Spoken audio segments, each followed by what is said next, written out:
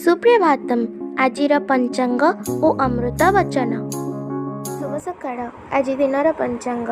ଆଜି ଶ୍ରୀ ଶ୍ୱେତବରାହ କଳ୍ପର ବୈବସ୍ୱତ ମନ୍ୱନ୍ତର ଦ୍ୱିତୀୟ ପରାର୍ଦ୍ଧ ଦକ୍ଷିଣାୟନ ଶରତ ଋତୁ ଆଶ୍ୱିନ ମାସ କୃଷ୍ଣପକ୍ଷ ନବମୀ ତିଥି ସୋମବାର ଯୁଗାବ୍ଦ 5127 ବିକ୍ରମ ସମ୍ବତ 2082 ସେପ୍ଟେମ୍ବର ମାସର 15 ତାରିଖ।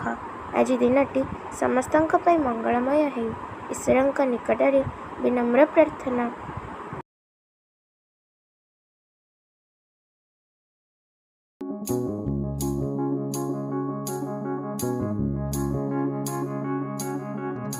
ସଦ୍ଗୁରୁଙ୍କ କାର୍ଯ୍ୟ ଅତି ମାନସ।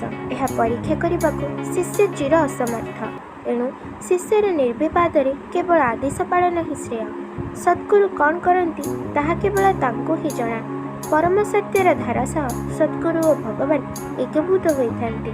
ଏଣୁ ଗୁରୁବାକ୍ୟ ହିଁ ଶିଷ୍ୟ ପାଇଁ ମନ୍ତ୍ର ସଦୃଶ।